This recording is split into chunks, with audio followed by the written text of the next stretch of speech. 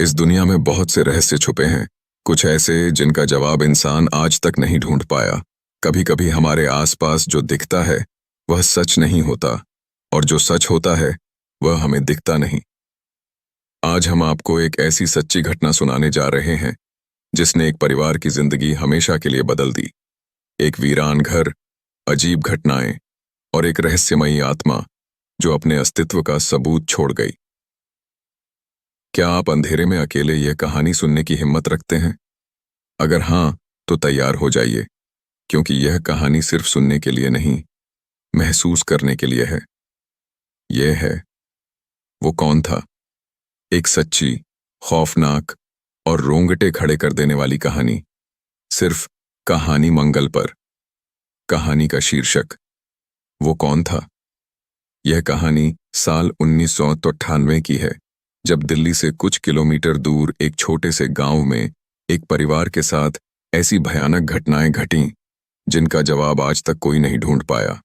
इस गांव का नाम था नांगलपुर, जहां वीरान रास्तों पर चलते हुए भी लोग सहम जाते थे।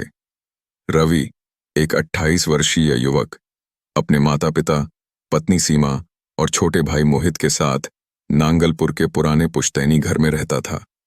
यह घर उनके दादा परदादा के जमाने का था और गांव के बाहरी इलाके में एक सुनसान जगह पर बना हुआ था। रवि के पिता की कुछ साल पहले मृत्यु हो चुकी थी, लेकिन मां पमनंबाबों सरला देवी दगए ने घर संभाले रखा था। यह परिवार आम दिनों की तरह हंसी खुशी जीवन बिता रहा था, लेकिन एक रात जो हुआ उसने पूरे परिवार की जिंदगी बदल दी। एक दिन रवि और मोहित देर रात गांव के मेले से लौट रहे थे। रास्ते में अंधेरा गहरा था, केवल दूर दूर जलते दियों की हल्की रोशनी दिख रही थी। अचानक मोहित ने महसूस किया कि कोई उनके पीछे चल रहा है। भैया, कोई है पीछे? मोहित ने धीरे से कहा। रवि ने मुड़कर देखा, लेकिन वहां कोई नहीं था।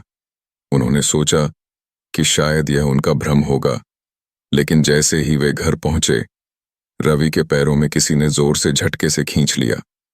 वह जमीन पर गिर गया और दर्द से कराह उठा। मोहित ने दौड़कर उसे उठाया, लेकिन जब उसने पीछे देखा तो वहां कोई नहीं था। सीमा का अजीब सपना। उस रात सीमा ने एक अजीब सपना देखा। उसने देखा कि एक काले कपड़ों में लिपटा आदमी खिड़की के बाहर खड़ा है और धीरे धीरे उसकी ओर बढ़ रहा है। वह बोल नहीं पा रही थी, चीख नहीं पा रही थी। अचानक वह आदमी गायब हो गया और सीमा की आंखें खुल गईं। लेकिन जैसे ही उसने करवट ली, उसके सामने वही चेहरा था। वह जोर से चीख पड़ी। रवि और सरला देवी भागकर आए, लेकिन कमरे में कोई नहीं था। गांव के बुजुर्ग की चेतावनी।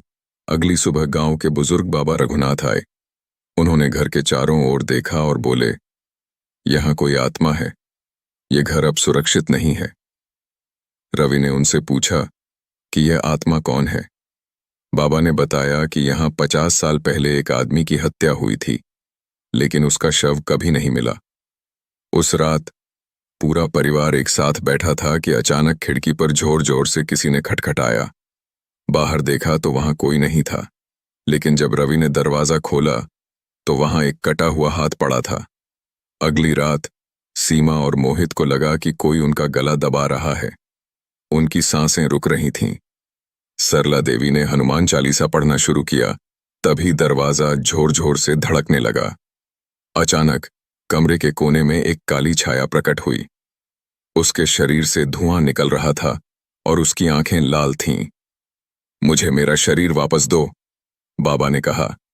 इसकी आत्मा मुक्त नहीं हो पाई, इसे मुक्ति दिलाने का समय आ गया है। बाबा ने तांत्रिक क्रिया शुरू की और वह आत्मा जोर जोर से चिल्लाने लगी। कुछ देर बाद घर का माहौल सामान्य होने लगा। अगले दिन गांव के कुएं में एक नरकंकाल मिला, जो उसी मरे हुए आदमी का था। गांव वालों ने विधिपूर्वक उसका अंतिम संस्कार किया और फिर वह आत्मा कभी वापस नहीं आई। आज भी अगर कोई उस पुराने घर के पास से गुजरता है तो उसे अजीब सी फुसफुसाहटें सुनाई देती हैं। क्या आत्मा सच में मुक्त हुई थी या अभी भी किसी और के इंतजार में है?